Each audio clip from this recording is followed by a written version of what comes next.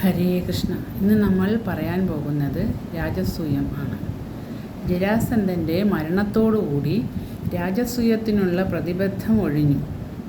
മഗധൻ്റെ ശിങ്കിടികളായ രാജാക്കന്മാരെല്ലാം പാണ്ഡവന്മാരുടെ അജയ്യമായ ശക്തി മനസ്സിലാക്കുകയും അവരെ പിന്തുണയ്ക്കാൻ തയ്യാറാവുകയും ചെയ്തു. രാജസൂയത്തിൻ്റെ മുന്നോടിയായി ഭീമനും അർജുനനും നകുലനും സഹദേവനും ചതുരംഗപ്പടയോടുകൂടി 4 ഭാഗത്തേക്കും ദിഗ്വിജയത്തിനായി പുറപ്പെട്ടു. ഖാണ്ഡവ ദഹന സമയത്ത് അഗ്നി സമ്മാനിച്ച തേരിൽ കയറി അർജുനൻ വടക്കോട്ട് പുറപ്പെട്ടു. ഭീമൻ കിഴക്കോട്ടും നകുലൻ പടിഞ്ഞാറോട്ടും സഹദേവൻ തെക്കോട്ടുമാണ് പോയത്. എല്ലാവരും എല്ലാവിധത്തിലുമുള്ള പടയോടും സന്നാഹങ്ങളോടും കൂടിയാണ് പുറപ്പെട്ടത്.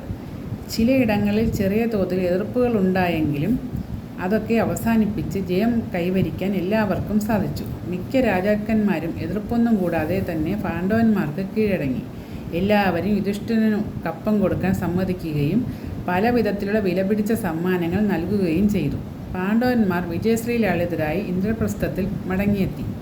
1 നൂറ്റാണ്ട് കാലം ചിലവ് ചെയ്താലും തീരാത്ത വണ്ണമുള്ള ധനസമൃദ്ധി കൈവന്നു കഴിഞ്ഞപ്പോൾ രാജസൂയം നടത്താനുള്ള ആലോചന യുധിഷ്ഠിരൻ ആരംഭിച്ചു. തദവസരത്തിൽ വിലപിടിപ്പുള്ള അനവധി പാരിതോഷികങ്ങളുമായി കൃഷ്ണൻ ഇന്ദ്രപ്രസ്ഥത്തിൽ വന്നു. ഇനിയും കാലതാമസം കൂടാതെ രാജസൂയം നടത്തണമെന്ന് കൃഷ്ണൻ യുധിഷ്ഠിരനെ ഉപദേശിച്ചു. കൃഷ്ണൻ്റെ ഉപദേശം സ്വീകരിച്ച് രാജസൂയത്തിന് വേണ്ട എല്ലാ കാര്യങ്ങളും തങ്ങളുടെ പുരോഹിതനായ ധൗമ്യൻ്റെ നിർദ്ദേശാനുസരണം തയ്യാറാക്കി കൊടുക്കുവാൻ സഹദേവനെ ചുമതലപ്പെടുത്തി. യാഗശാല പണിത് അതിൽ ശാസ്ത്രപ്രകാരമുള്ള പൂജ നടത്തി യാഗസജ്ജമാക്കി. രാജസൂയത്തിൽ പങ്കെടുക്കാൻ വേദവ്യാസൻ എത്തിച്ചേർന്നു. അദ്ദേഹം സ്വയം ബ്രഹ്മത്വം ഏറ്റെടുത്തു. സുസാമാവ്, യജ്ഞവൽക്യൻ, പൈലമുനി എന്നീ പ്രസിദ്ധരായ ഹോതാക്കൾ അവരുടെ പുത്രവർഗത്തോടും ശിഷ്യന്മാരോടും കൂടി രാജസൂയത്തിൽ പങ്കെടുത്തു. നകുലനെ ഹസ്തിനപുരത്തിലേക്ക് അയച്ച് ധൃതരാഷ്ട്രർ, ഭീഷ്മൻ, വിതുരൻ, ദ്രോണൻ, കൃപൻ, ദുര്യോധനൻ തുടങ്ങിയവരെ ക്ഷണിക്കുകയും അവരെല്ലാം നേരത്തെ തന്നെ വന്നെത്തുകയും ചെയ്തു. രാജദൂതന്മാർ നാടുതോറും പോയി ബ്രാഹ്മണർ, രാജാക്കന്മാർ, വൈശ്യർ, ശൂദ്രപ്രമാണികൾ എന്നിവരെ ക്ഷണിച്ചു. അവരും വന്നു ചേർന്നു. യജ്ഞത്തിൽ പങ്കെടുക്കാൻ നാരദ മഹർഷിയും വന്നു ചേർന്നു. ധർമ്മപുത്രൻ യാഗദീക്ഷ കൈക്കൊണ്ട് യജ്ഞശാലയിൽ പ്രവേശിച്ചു. യജ്ഞം മുറപോലെ ആരംഭിച്ചു. രാജസൂയം 34 മാസക്കാലം നീണ്ടുനിന്നു. യജ്ഞാന്ത്യത്തിൽ ദശോപചാരങ്ങളിൽ പ്രധാനമായി ദൈർഘ്യം കൊടുത്ത് പൂജിക്കുക എന്നൊരു ചടങ്ങുണ്ട്. ഭീഷ്മൻ പറഞ്ഞു, യുധിഷ്ഠിര, ആചാര്യൻ, ഋതിക്ക്, ബന്ധു, സ്നാതകൻ, സ്നേഹിതൻ, ഭൂപൻ എന്നിങ്ങനെ 6 കൂട്ടരാണ് അർക്യാഹർ. വളരെ കാലമായി ഇവിടെ പാർക്കുന്നവരാണെങ്കിലും അവരെ നവ അതിഥികളെപ്പോലെ പൂജിക്കേണ്ടതാണ്. എന്നാൽ അതിൽ വച്ച് ഏറ്റവും ശ്രേഷ്ഠനായിട്ടുള്ളവന് ആദ്യം അർഘ്യം കൊടുക്കുക. യുധിഷ്ഠിരൻ പറഞ്ഞു, പിതാമഹ, ഞാൻ ആർക്കാണ് ആദ്യം അർഘ്യം കൊടുക്കേണ്ടത്? ഭൂമിയിൽ വെച്ച് ഏറ്റവും മാന്യനായവൻ കൃഷ്ണനാണ്. ഇവൻ ശക്തിയിലും മഹത്വത്തിലും പരാക്രമത്തിലും എല്ലാവരെക്കാളും മുമ്പനാണ്. ഇവൻ സൂര്യനില്ലാത്തിടത്ത് സൂര്യനും കാറ്റില്ലാത്തിടത്ത് കാറ്റുമാണ്. ഭീഷ്മൻ്റെ നിർദ്ദേശപ്രകാരം സഹദേവൻ ദ്വാരകാനാഥന് യഥാവിധി ഉത്തമമായ അർഘ്യം നൽകി. ശാസ്ത്രപ്രകാരം കൃഷ്ണൻ അത് സ്വീകരിച്ചു. വസുദേവനെ അഗ്രപൂജ ചെയ്ത് ബഹുമാനിച്ചത് ചേതി രാജാവായ ശിശുപാലന് ഒട്ടും രസിച്ചില്ല. അദ്ദേഹം കോപം കൊണ്ട് പൊട്ടിത്തെറിച്ചു. ശിശുപാലൻ പറഞ്ഞു, വൃഷ്ണി വംശജനായ കൃഷ്ണൻ്റെ രാജപൂജയ്ക്ക് അർഹനല്ല. കൃഷ്ണൻ രാജപൂജയ്ക്ക് അർഹനല്ല. ഹേ ധർമ്മപുത്ര, മഹാന്മാരായ പാണ്ഡവന്മാർക്ക് ചേർന്നതല്ല ഈ പ്രവൃത്തി. ഹേ ഭീഷ്മ, നീ എന്തുകൊണ്ടാണ് കൃഷ്ണൻ അഗ്രപൂജ നടത്തി അവന് അർഘ്യം നൽകി ബഹുമാനിക്കാൻ ഉപദേശിച്ചത്? വൃദ്ധനെന്ന നിലയ്ക്കാണെങ്കിൽ വസുദേവൻ ഇവിടെ ഇരിക്കുമ്പോൾ അവൻ്റെ മകനായ കൃഷ്ണൻ എങ്ങനെ പൂജയ്ക്ക് അർഹനാകും? അതല്ല, ബന്ധുവെന്ന നിലയ്ക്കാണെങ്കിൽ ദ്രുപദൻ ഇവിടെയുള്ളപ്പോൾ കൃഷ്ണൻ എങ്ങനെ പൂജ്യനാകും? ആചാര്യൻ എന്ന നിലയ്ക്കാണെങ്കിൽ അർഘ്യം ആദ്യം ദ്രോണർക്കല്ലേ നൽകേണ്ടത്? ഋത്വക്കെന്ന നിലയ്ക്കാണെങ്കിൽ വേദവ്യാസൻ ഇവിടെയുള്ളപ്പോൾ മറ്റാർക്കെങ്കിലും അതിന് അർഹതയുണ്ടോ? ശാസ്ത്രജ്ഞൻ എന്ന നിലയ്ക്കാണെങ്കിൽ സർവശാസ്ത്രജ്ഞനായ അശ്വത്ഥമാവിനെ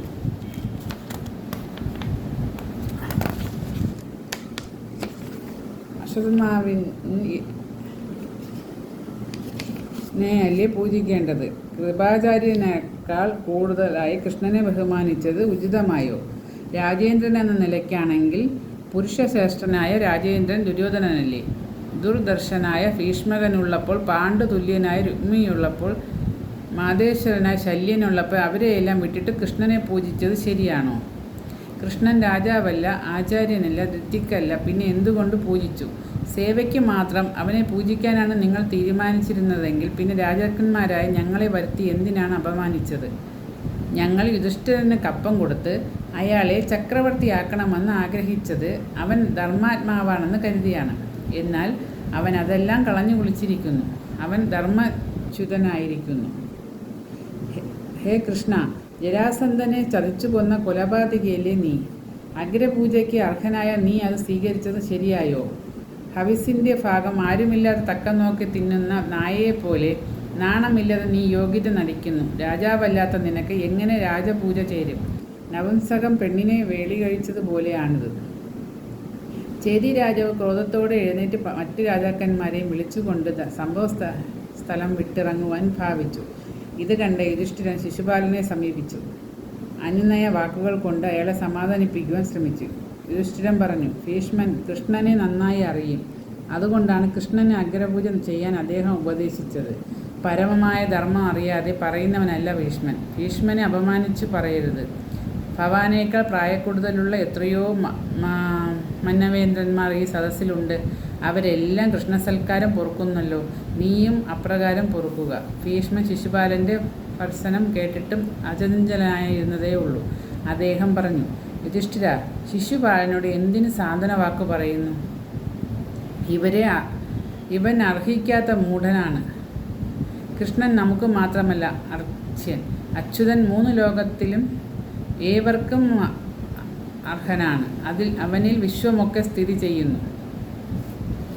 ചേരി രാജാവേ, മോഹം കൊണ്ടോ ബന്ധുവഴിക്കോ സഹായിച്ച വേഴ്ച നോക്കിയോ അല്ല ജനാർദ്ദനനെ അർച്ചിതനാക്കിയത്. ഇവൻ അർച്ചനായതുകൊണ്ടാണ് മനുഷ്യലോകത്തിൽ കൃഷ്ണനല്ലാതെ പൂജ്യനായി മറ്റാരുണ്ട്. ലോകത്തിൻ്റെ ഉൽപ്പത്തിയും പ്രളയവും കൃഷ്ണനിൽ നിൽക്കുന്നു. കൃഷ്ണൻ കാരണമാണ് ഇന്ന് ഈ വിശ്വവും സകല ചരാചരവും. ശിശുപാലനെ അതൊന്നും അറിഞ്ഞുകൂടാ. അവൻ ഒന്നും കാണാൻ കഴിവില്ലാത്ത ബാലനാണ്. അവൻ വിചാരിക്കുന്നു ഈ പൂജ ശരിയായില്ലെന്ന്. അങ്ങനെ അവന് തോന്നുന്നുവെങ്കിൽ അവൻ എന്തു വേണമെങ്കിലും ചെയ്തിട്ടെ. അഗ്രപൂജ കഴിഞ്ഞ് സഹദേവനാണല്ലോ ശിശുപാലൻ്റെ നീചമായ വാക്കുകൾ അവനെ അരിശം കൊള്ളിച്ചു. അവൻ പറഞ്ഞു, കേശവനെ പൂജിച്ചത് ഇവിടെ കൂടിയിരിക്കുന്ന ഏത് രാജാവിനാണ് സഹിക്കാത്തത്? അവരുടെ മൂർധാവിൽ ഞാൻ ചവിട്ടുന്നു. അവൻ എനിക്ക് വന്ധ്യനാണ്. നാരദ മഹർഷി ഇത്തരുണത്തിൽ എല്ലാവരോടുമായി പറഞ്ഞു, പങ്കജാക്ഷനായ കൃഷ്ണനെ അർഹിക്കാത്ത മനുഷ്യർ ജീവശവങ്ങളാണ്. അവരോട് ആരും മിണ്ടരുത്. സഹദേവൻ കൃഷ്ണപൂജ നടത്തി അവസാനിപ്പിച്ചു. ശിശുപാലൻ്റെ ക്രോധം വർദ്ധിച്ചു. അവൻ രാജസൂയ യാഗം മുടക്കാൻ തീരുമാനിച്ചു. അവൻ രാജാക്കന്മാരോട് ആക്രോശിച്ചു, ഞാൻ നിങ്ങൾക്ക് നേതൃത്വം നൽകാൻ തയ്യാറാണ്. പാണ്ഡവന്മാരെ എതിർക്കണം. ഏതാനും രാജാക്കന്മാർ ശിശുപാലനോട് ചേർന്ന് പാണ്ഡവന്മാരെ എതിർക്കുന്നതിനും യാഗം മുടക്കുന്നതിനും സന്നദ്ധരായി. സദസ്സിൽ ആകെക്കൂടി ഒരു ഇളക്കം ഉണ്ടായി. യുധിഷ്ഠിരൻ ഭീഷ്മരോട് പറഞ്ഞു, പിതാമഹ, യാഗം മുടങ്ങരുത്. ലോകർക്ക് ക്ഷേമവും ഉണ്ടാകണം. അതിനെന്ത് വേണമെന്ന് പറഞ്ഞാലും. ഭീഷ്മർ പറഞ്ഞു, യുധിഷ്ഠിര, നീ പേടിക്കണ്ട. ഉറങ്ങുന്ന സിംഹത്തെ കണ്ട് കുരയ്ക്കുന്ന നായ്ക്കളാണ് ശിശുപാലനും അവൻ്റെ സഹായികളും. സിംഹം ഉണർന്ന് എഴുന്നേൽക്കുന്നതുവരെ മാത്രമേ നായ്ക്കൾ കുരയ്ക്കുകയുള്ളൂ. ഇത് കേട്ടപ്പോൾ ശിശുപാലൻ്റെ സമനില തെറ്റി. അവൻ്റെ രോഷം മുഴുവൻ ഭീഷ്മരോടായി. നപുംസക പ്രകൃതിയായ പടുകിഴവ, അന്ധന്മാരെ പിന്നിൽ കൊണ്ട് കിടക്കുന്ന അന്ധനെ പോലെയാണ് നീ പെരുമാറുന്നത്.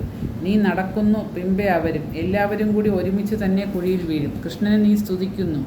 ഒരിടയ ചെറുക്കനെ കാര്യമില്ലാതെ സ്തുതിക്കുന്ന നീയാണോ ജ്ഞാനവൃദ്ധൻ? ഇവൻ കുട്ടിയായിരുന്നപ്പോൾ ഏതാണ്ടൊക്കെ ചെയ്തു പോലും. പുറ്റുപോലുള്ള ഗോവർദ്ധന കുന്ന് 7 ദിവസം പൊക്കിപ്പിടിച്ചത്രേ. എന്തൊരു ധീരപ്രവൃത്തി! നീ എന്തെല്ലാം അധർമ്മം പ്രവർത്തിച്ചിട്ടുണ്ട്, എന്തെല്ലാം അധർമ്മത്തിന് കൂട്ടുനിന്നിട്ടുണ്ട്. അമ്പയെ അപഹരിച്ചു കൊണ്ടുവന്ന് അവളെ അഗതിയാക്കിയില്ലേ? വിചിത്രവീരൻ്റെ ഭാര്യമാരിൽ മറ്റുള്ളവരെ കൊണ്ട് സന്തതികളെ ജനിപ്പിക്കാൻ നീ കൂട്ടുനിന്നില്ലേ? എന്നിട്ടും അഭിമാനിക്കുന്നു നർമ്മജ്ഞനാണെന്ന്. ഭീഷ്മരുടെ നേരെ ശകാരവർഷം ചൊരിയുന്ന ശിശുപാലനോട് ഏറ്റുമുട്ടാൻ ഭീമൻ തയ്യാറായി. അവൻ്റെ കണ്ണുകൾ ചുവന്നു. അവൻ പല്ല് കടിച്ചു. കൈകൾ കൂട്ടി ഞെരിച്ച് അവൻ അസഹിഷ്ണുത പ്രകടിപ്പിച്ചു. എന്നാൽ ഭീമനെ പറഞ്ഞ് സമാധാനിപ്പിച്ചു. ഭീമൻ ഭീഷ്മരുടെ വാക്കുമാനിച്ച് മൗനം പാലിച്ചു. ഭീഷ്മർ ശിശുപാലൻ്റെ ജനനത്തെപ്പറ്റിയും മറ്റും ഭീമനോട് വിസ്തരിച്ച് പറഞ്ഞു. ചേരി രാജവംശത്തിൽ പിറന്ന ഇവൻ 3 കണ്ണും 4 കൈയുമായിട്ടാണ് പിറന്നത്. ഇവൻ്റെ വികൃത രൂപം കണ്ടപ്പോൾ ഇവനെ ഉപേക്ഷിക്കാൻ ഇവൻ്റെ അച്ഛനമ്മമാർ തീരുമാനിച്ചു. അപ്പോൾ ഇപ്രകാരം ഒരു അശരീരി ഉണ്ടായി: ഹേ മഹാരാജാവേ, നിന്റെ പുത്രനായ ഇവൻ ശ്രീരാമനും മഹാശക്തനുമാകും. ഭയപ്പെടേണ്ടതില്ല. ഇവൻ ഇപ്പോൾ മരിക്കുകയില്ല. ഇവനെ കൊല്ലാൻ ഒരുവൻ ജനിച്ചിട്ടുണ്ട്. ഇപ്രകാരം മറഞ്ഞു നിന്ന ഭൂതത്തോട് ഇവൻ്റെ അമ്മയായ ശ്രുതി സ്രവസ് ചോദിച്ചു: എൻ്റെ മകനെ ദേവനോ മനുഷ്യനോ ആരാണ് കൊല്ലുക? വാസ്തവം പറയണേ. ഭൂതം പറഞ്ഞു: ഇവനെ എടുത്തൊരു ആര് മടിയിൽ വയ്ക്കുമ്പോൾ ഇവന് കൂടുതലായുള്ള 2 കൈകളും പൊഴിഞ്ഞു പോകുമോ?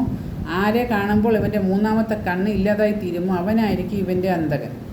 രാജാവിന് വിചിത്രനായ ഒരു കുട്ടി പിറന്ന വിവരം എല്ലാവരും അറിഞ്ഞു. ബന്ധുക്കളും സുഹൃത്തുക്കളും ആയ രാജാക്കന്മാരും കുട്ടിയെ കാണാൻ വന്നു. അങ്ങനെ വന്നവരുടെ എല്ലാം മടിയിൽ ഇവൻ്റെ അച്ഛൻ ഇവനെ ഇരുത്തി നോക്കി. എന്നാൽ ഭൂതം പറഞ്ഞ മാതിരി അനുഭവമൊന്നും ഉണ്ടായില്ല.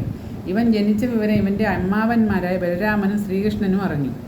അവർ ഇവനെ കാണാനെത്തി. അപ്പോൾ നിന്റെ ചിറ്റമ്മ ശ്രുതി സ്രവസ്, ഇവർ കുന്തിയുടെ ഇളയ സഹോദരിയാണ്, ഇവനെ കൃഷ്ണൻ്റെ മടിയിലിരുത്തി. ഉടൻ തന്നെ അധികമുള്ള 2 കൈകളും കൊഴിഞ്ഞു വീണു. നെറ്റിയിലെ കണ്ണും മാഞ്ഞു. ഇത് കണ്ടപ്പോൾ ഭൂതം പ്രവചിച്ചതനുസരിച്ച് കൃഷ്ണനായിരിക്കും ഇവൻ്റെ അന്തകനെന്ന് ശ്രുതി സ്രവസിന് മനസ്സിലായി. അവൾ കൃഷ്ണനോട് യാചിച്ചു: കൃഷ്ണ, നീ എൻ്റെ സഹോദരപുത്രനാണല്ലോ. ഇവൻ ചെയ്യുന്ന കുറ്റങ്ങൾ നീ പൊറുക്കണം. കൃഷ്ണൻ പറഞ്ഞു: അപ്പച്ചി, നിങ്ങൾ വ്യസനിക്കേണ്ട. ഇവൻ ചെയ്യുന്ന 100 തെറ്റുകൾ ഞാൻ പൊറുക്കുന്നതായിരിക്കും. അതിൽ കൂടുതൽ തെറ്റുകൾ തൻ്റെ പുത്രൻ ചെയ്യുകയില്ലെന്ന് ഉറപ്പിച്ച ആ സാധി സമാധാനിച്ചു. ഇതാണ് ഇവൻ്റെ ജനനചരിത്രം. ശിശുപാലൻ അപ്പോഴും ഭീഷ്മരെയും കൃഷ്ണനെയും പാണ്ഡവന്മാരെയും നിശ്ചിതമായ ഭാഷയിൽ ഓരോന്ന് പറഞ്ഞുകൊണ്ടിരുന്നു. അവൻ അവരെയെല്ലാം പോരിന് വിളിച്ചു. മതമിളകി നിൽക്കുന്ന ഒരു ആനയെപ്പോലെ അവൻ അസ്വസ്ഥനായി ഇളകി ആടിക്കൊണ്ടിരുന്നു. അവൻ പറഞ്ഞു: കൃഷ്ണൻ്റെ കോപം കൊണ്ട് എനിക്കൊരു ചുക്കും വരാനില്ല. അവൻ്റെ പ്രസാദം കൊണ്ട് എനിക്കൊന്നും വേണ്ടതാനും. ധൈര്യമുണ്ടെങ്കിൽ അവൻ എന്നോട് പോരിനിറങ്ങട്ടെ. കൃഷ്ണൻ്റെ ക്ഷമ നശിച്ചു. തന്നെയുമല്ല, അദ്ദേഹം തന്നെ അപ്പച്ചയ്ക്ക് കൊടുത്ത വാക്ക് പാലിക്കുകയും ചെയ്തു കഴിഞ്ഞിരിക്കുന്നു. കൃഷ്ണൻ്റെ നേർക്കുള്ള ഇപ്പോഴത്തെ ആക്രമണം ശിശുപാലൻ്റെ 101ാമത്തെ തെറ്റായിരുന്നു. മുമ്പ് പല പ്രാവശ്യത്തിലായി ഇവൻ കൃഷ്ണനോട് 100 തെറ്റുകൾ ചെയ്തിട്ടുണ്ട്. അപ്പോഴൊക്കെ അദ്ദേഹം അത് ക്ഷമിക്കുകയായിരുന്നു. കൃഷ്ണൻ ഒരു നിമിഷം ധ്യാനനിരതനായി. അടുത്ത നിമിഷത്തിൽ കൃഷ്ണൻ്റെ കയ്യിൽ ചക്രായുധം കാണപ്പെട്ടു. എല്ലാവരും നോക്കി നിൽക്കെ കൃഷ്ണൻ ചക്രായുധം ശിശുപാലൻ്റെ നേർക്കയച്ചു. അവൻ്റെ ശിരസ് മുറിഞ്ഞ് താഴെ വീണു. അതിൽ നിന്നുയർന്ന അഭൗമമായ തേജസ് കൃഷ്ണനിൽ ചെന്ന് ലയിച്ചു. ശിശുപാലൻ്റെ ജഡം രാജോചിതമായ ബഹുമതികളോടെ സംസ്കരിക്കുന്നതിന് ഏർപ്പാട് ചെയ്തു. ശിശുപാലൻ്റെ പുത്രനെ മനസ്സിൽ വച്ച് തന്നെ രാജാവായി അഭിഷേകവും ആ സദസ്സിൽ വച്ച് തന്നെ രാജാവായി അഭിഷേകവും ചെയ്തു. രാജസൂയം മംഗളമായി സമാപിച്ചു. യുധിഷ്ഠിരൻ ചക്രവർത്തിയായി. യജ്ഞത്തിൽ സംബന്ധിച്ചിരുന്ന രാജാക്കന്മാരെല്ലാം അവരവരുടെ രാജ്യങ്ങളിലേക്ക് മടങ്ങിപ്പോയി. കൃഷ്ണൻ എല്ലാവരോടും പ്രത്യേകം യാത്ര പറഞ്ഞ് ദ്വാരകയിലേക്ക് പോയി.